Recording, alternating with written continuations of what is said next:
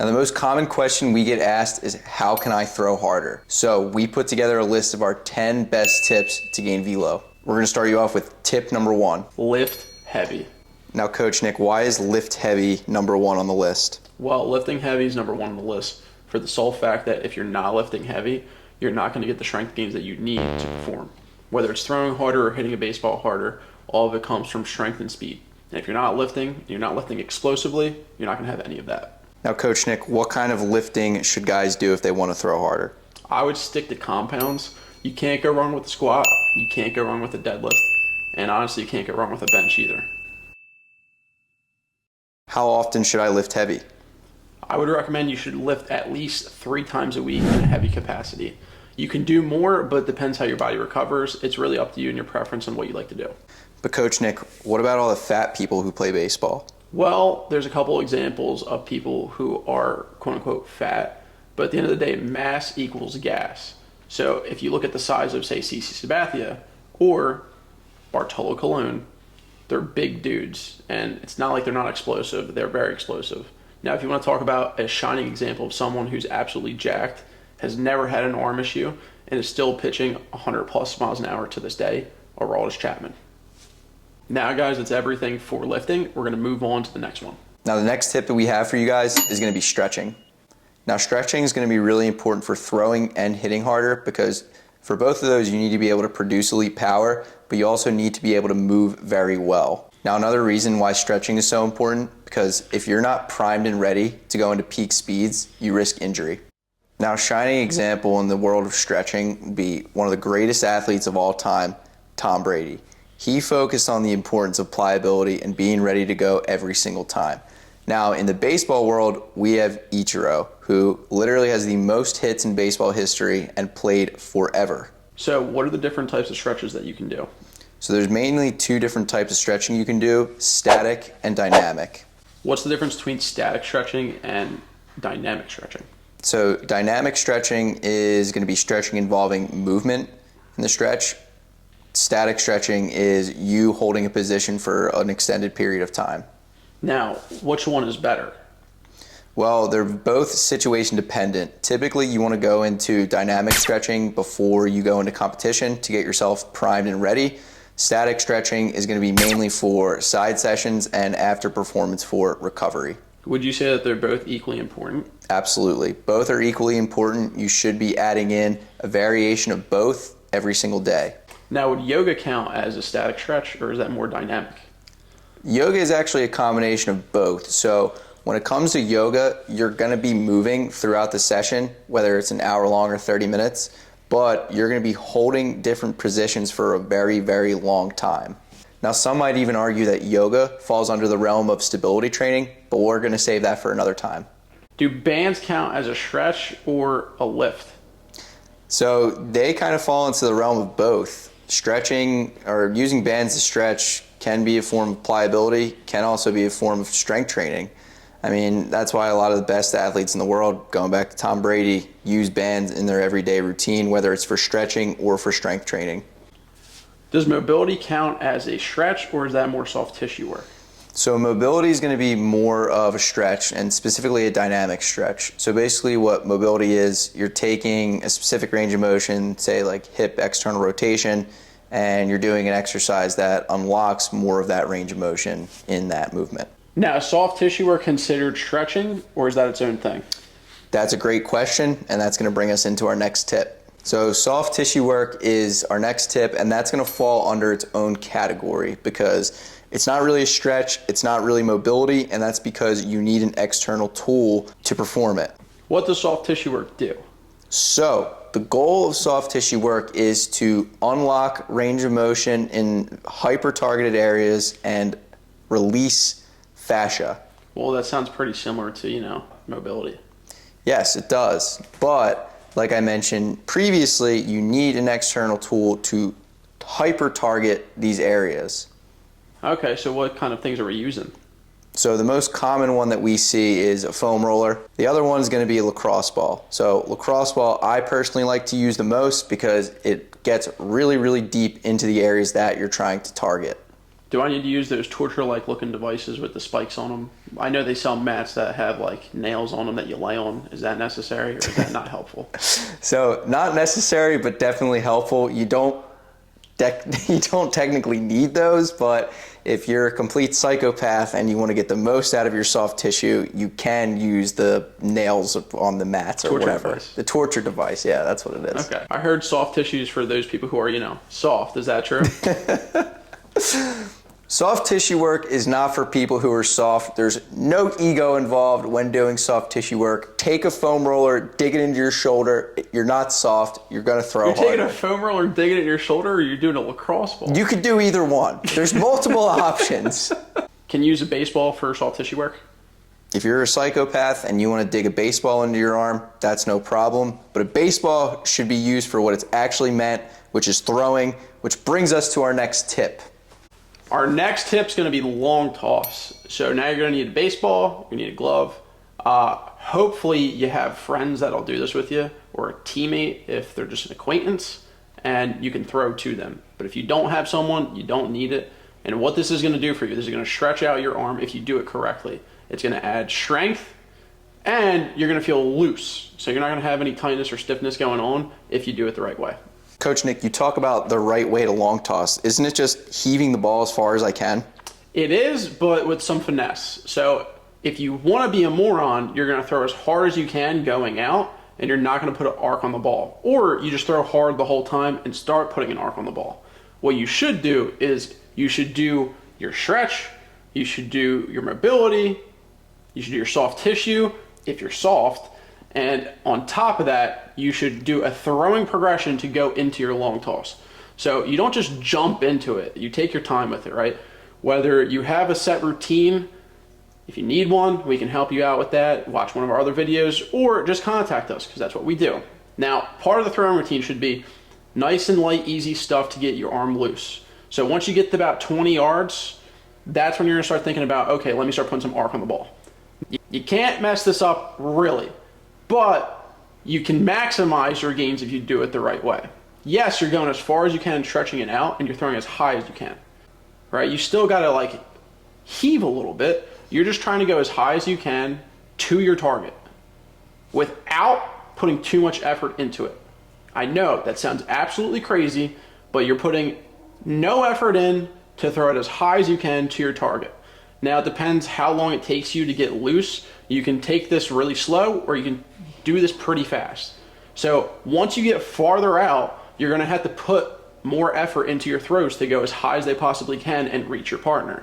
So once you get to your maximum distance, things change a little bit. Once you reach your maximum distance, you will know, because you're putting as much effort as you can into the actual throw to get it long and high. Now, Coach Nick, how often should I long toss? If you want to long toss more than once a week, you can. If you want to long toss once a week, you can too. It's up to you. It's your world. Oh, that 2-inch brush back up, and here it is. There it is. We'll just put it. Just make a decision, throw it in. Shoot, this is your world. Do anything you want to do in here. All right, so I'm throwing the ball as high as I can till I'm at my max distance. Am I done from there? No, you're actually going to have to do something called a pull down from here on out. And that is also our next thing. Now, once you get to your max distance when you're throwing, you do have to come in. And now you're throwing it as hard as you possibly can on the lowest line possible to your partner.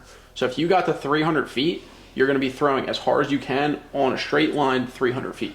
This is going to build your arm strength, because now we're moving at a higher speed. And we're only doing a couple of these. You're not doing 35. So you'll probably do 3 to 4 on the way in, and you're done. Dude, you really didn't explain what a pull down is. Okay, so apparently I'm dropping the ball, so I'm going to give it back to Eric. Eric, you want to talk about what a pull down is? Sure. All right, so what is a pull down? In a nutshell, a pull down, and we'll insert a clip here, is running up as fast as you can, throwing the ball as hard as you can on a line drive to your target or into a net.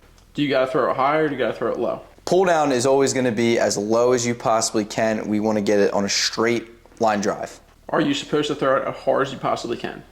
You are throwing this ball as hard as you possibly can, like you have to save your family from a forest fire, and the only way you can do that is if you throw the ball as hard as you can. What is the purpose of doing a pull down? The purpose of doing a pull down is to train your body to move as fast as possible. Now, does it matter how many times I throw a pull down a week or how many reps I do? Well, that's going to depend on how fast your arm recovers. That's going to depend on where you're at in your season. So really, it's situation dependent. Am I risking the chance of getting injured doing this? Because I've heard bad things about doing pull downs and run and guns of anything this nature.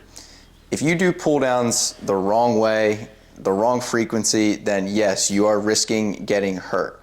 But if you do them the right way and you take advice from sources who know what they're talking about, then you will have no problem doing pull downs. Your arm will get healthier, it'll get stronger, and you will throw harder. If I was in the outfield and I had to throw a ball home and I had to run in and charge on it, is that the same thing as a pull down? That is absolutely the same thing as a pull down. A pull down and a guy throwing someone out at home plate are going to look pretty much identical. Now, is this the only way to move my body faster? No. There is a whole subset of things you need to do to move your body faster, which brings us to our next tip. Speed work. What is speed work? Speed work is an umbrella term. There's a lot of things that fall under speed work. The most common one is going to be sprints, right?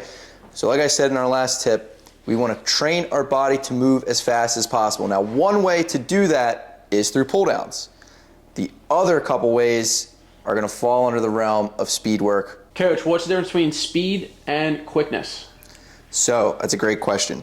Speed is just raw how fast you can move, right? Usually speed is going to be measured in a straight line. Quickness is going to be incorporating things like change of direction, feet patterns, things like that. Can I be fast but not quick? That is absolutely a possibility. Coach Eric was struggling right there, so I'm going to take over.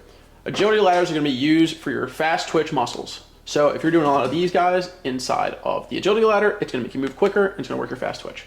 Plyometrics is going to do a little bit of the same thing, but it's done a little bit differently than doing an agility ladder. Now, an agility ladder might be involved in some plyometric stuff, but it's going to be mini hurdles and stuff like that, a lot of holds, a lot of weird stuff. Now, personally, I'm more of an agility ladder than a plyometrics guy, but to each their own. It doesn't make a difference. If you want to work on your quickness, do both of those things. If you want to work on your speed, that's going to be more so sprints. Now, if you got to get a little bit more endurance, doing sprint work with long distance running is beneficial.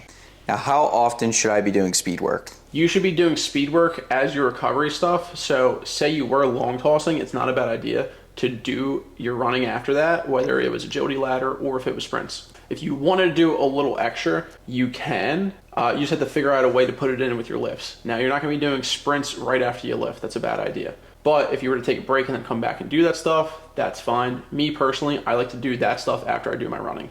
After I do my throwing. Another good example would be if you just threw, say, 6 innings and you are told to go do this stuff by a coach, well, take advantage of it and run your sprints, run your long distance, but also maybe do some agility ladder stuff. It's not going to hurt you. It's only going to help you. Personally, I prefer to be a bigger stature, so I don't love to run so much. It's actually kind of made me tired talking about it. So now we're going to talk about the next thing, which is sleep. Now, I know what you're thinking. Oh, sleep is so fancy. I could get a Whoop. I could get a Oura Ring. You don't need either of those things. That's not important. What matters is that you're well rested going in to perform. How do you know if you're well rested? Are you super tired in the morning? Are you sluggish? Well, if you are probably not well rested. All right, well, how many hours a night should I sleep? Well, that's up to you. Me personally, I've never needed that much sleep. I'm perfectly fine with 4 to 5 hours. I know you're gonna say that's psychopathic, but for me, if I'm getting into my REM and then I get out of it, as long as I don't wake up in between, I'm perfectly fine. What is REM? Well, Coach Eric, you wanna take this? Now, REM stands for rapid eye movement, and this is the stage of sleep where dreaming occurs, and typically this is going to be in the latter half of your sleep. So a lot of you probably have dreams, and then you wake up immediately after. That's because your body goes into REM, usually in the second part of your night, and that's why you wake up from a dream so often. Now, all of you guys watching at home, you should not be aiming to sleep like Coach Nick. 4 to 5 hours a night is not going to cut it, especially if you're an athlete trying to throw harder. You should aim to get 7 to 9 hours of sleep a night. What if I'm restless before a game and can't sleep? Because, I mean, I know that's a lot of the cases. Very Baseball players, especially pitchers. Very understandable to be restless the night before a game, especially if you have a start the next day or you know you're going to pitch. Typically, what I would recommend is try winding down 2 hours before you normally go to bed. You could take melatonin. I personally don't recommend doing this all the time, but if you know you have a big game and you can't sleep, it's fine to use once in a while. Should I have a pattern that I sleep in? Typically, you should try to go to bed and wake up at the same time every day so you can set your circadian rhythm. But if we're talking in terms of being restless on a specific night, melatonin, there's a couple different teas you can try. That stuff should get you winded down before bed. Now, what the hell is circadian rhythm? Circadian rhythm is your body's natural clock of when you release melatonin to get you tired and stop releasing melatonin before you wake up. Should I know when to take off? Now, it sounds like I have an idea of how to sleep, but if I still feel like I'm a little sluggish, is there anything else going on? Absolutely. Your body might be telling you it's time to take a day off, which leads us into our next tip. Knowing when to take a day off. A lot of times people get burnout and fatigue. So when this happens, you're usually going to know. Your body's going to be telling you, dude, it's time to slow down. And a lot of you probably know what this feels like. So when this happens, don't be afraid to take the day off, right? Is it always sleep related, or is this just overwork? No, it's not always sleep related. This could just be overwork, overtraining. You could be sleeping totally fine, but training so much to the point that you can't fully get to a recovered state. And this is when taking a day off comes into play. Now, is there any way to make sure I'm getting enough sleep and that I'm also not overdoing it in my training? Absolutely. That's a great question. And that brings us to our next tip, tracking. What does that mean exactly? Now, the three main things that I would track: sleep, nutrition, and velocity. What are some ways I can track my sleep? So there's a couple different ways you can do it. You can use an Apple Watch, Fitbit, Whoop, Oura Ring if you have something like that. What about something that I don't have to pay for?